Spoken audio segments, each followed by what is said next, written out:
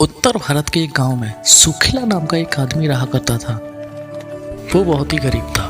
उसकी पत्नी को गुजरे हुए कई वर्ष हो गए थे और उसके 2 बेटे थे। एक का नाम था गोपाल, दूसरे का नाम था दीपक। सुखीलाल बच्चों का पेट भरने के लिए घर घर जाकर समोसे बेचा करता था।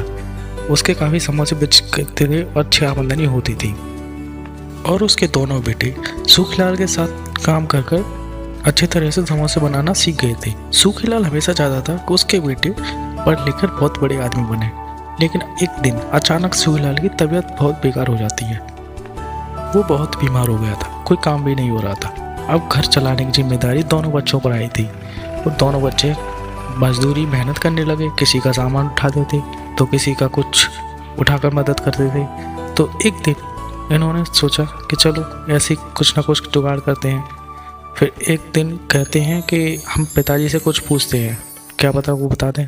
तो वो अपने पिताजी के पास जाते हैं, लेकिन उनके कुछ बोलने से पहले सुखीलाल बोला कि बेटा, मैं तुमको बहुत पढ़ाना चाहता था, लेकिन मेरी बीमारी के कारण तुम्हारी पढ़ाई सब बेकार हो गई, मुझे माफ़ करना।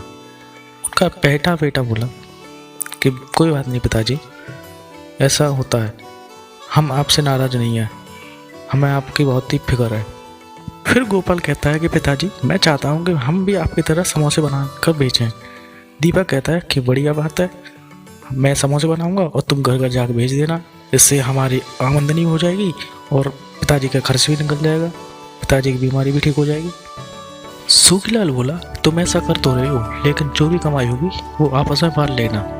उसके बच्चे बोले, ठीक है पिताजी, आप जैसा बोल रहे हो हम वैसा ही करेंगे। फिर वो लोग वहाँ से चले जाते हैं। अगले दिन गोपाल वहाँ से सारा सामान लेकर आता है और समोसे बना देता है। समोसे उसको दे देता है, वो बेचने चला जाता है। गोपाल को मीठी बातें करना खूब आता था। लोग उससे घर के बाहर आते ही खूब समोसे खरीदा करते थे और खाया करते थे। दीपक के बनाए समोसे और गोपाल की बेचने की कला से उनके समोसे बहुत ही फेमस होने लगे। दोनों भाई बहुत ही खुश थे क्योंकि उनका मुनाफा बहुत ही अच्छा हो रहा था और पिताजी की तबीयत भी ठीक हो रही थी, जिससे कि उनकी दवाई का खर्च भी निकल रहा था। फिर सुखीलाल ठीक हो जाता है। एक दिन समोसे बेचे थे, गोपाल को मन में ख्याल आया, लोगों को हमारे समोसे पसंद आ रहे हैं क्योंकि मैं ग्राफ से मीठा बोलता हूँ। मेरी वजह से ये समोसे बेचे जा रहे हैं क्योंकि मैं पूरे दिन मेहनत करता हूँ, भागा दौड़ी करता हूँ, इसीलिए सबको मुझसे पसंद है। और मैं कड़ी धूप में जाकर घर घर जाकर समोसे बेचता हूँ तो मुनाफे का भी मुझे ज़्यादा हिस्सा मिलना चाहिए। दीपक तो घर बैठे ही समोसे बनाता है, उसे क्या करना पड़ता है बस। शाम होते ही दोनों जब मुनाफा बांट रहे थे तब गोपाल बोला, दीपक देखो मेरे भाई, जो ये समोसे बेच रहे हो ये घर घर जाकर मैं बेचता हूँ और इसमें से ज़्यादातर हिस्सा मेरा होना चाहिए क्योंकि मेहनत भी मैं ही करता हूँ और तुम तो बस समोसे बनाते ही हो घर में बैठ के।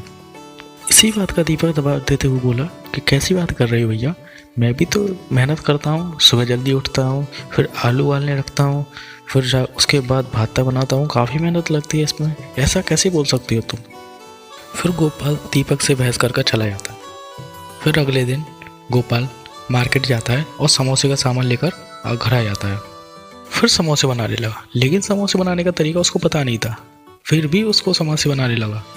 फिर उसको बेचने गया क्योंकि उसके स्वादिष्ट तो बने नहीं होंगे, इसलिए फिर भी बेचने गया। ये सब काम उसने अकेले किए थे, इसलिए वो थक गया था। थकते थकते बोलता है कि मैं तो आज बहुत थक गया हूँ। एक आदमी ने गोपाल से समोसे लिए और खाकर तुरंत बोलता है कि अरे गोपाल, आज क्या हो गया, आज तो बिल्कुल टेस्ट भी नहीं है इस समोसे में, क्या हुआ भाई। गोपाल बोलता है कि भैया आज नमक थोड़ा कम है, कल से आपको उसी नमक का और उसी स्वाद का समोसा मिल जाएगा, माफ़ करना। गोपाल कुछ देर के बाद काफ़ी समोसे बेचकर खुद घर आया, लेकिन वो काफ़ी थक चुका था और ये सिलसिला डेली चलता रहा। गोपाल रोज़ बाजार जाता, सामान लाता और समोसे बनाता, टेस्ट हो या ना हो लेकिन उसको बेचने जाना पड़ता था क्योंकि वो ज़्यादा मुनाफा के लालच में रहता था हमेशा। फिर वो घाटे में जाने लगा, कहने लगा, ये मैंने क्या किया, मुझे लगा समोसे बनाना आसान है और बेचना कठिन, लेकिन नहीं, ये अकेला का काम नहीं है, मैं पहले ही अच्छा था, कम से कम ऐसे बनाने का झंझट तो नहीं था, मैं तो सिर्फ बेचने ही जाया करता था।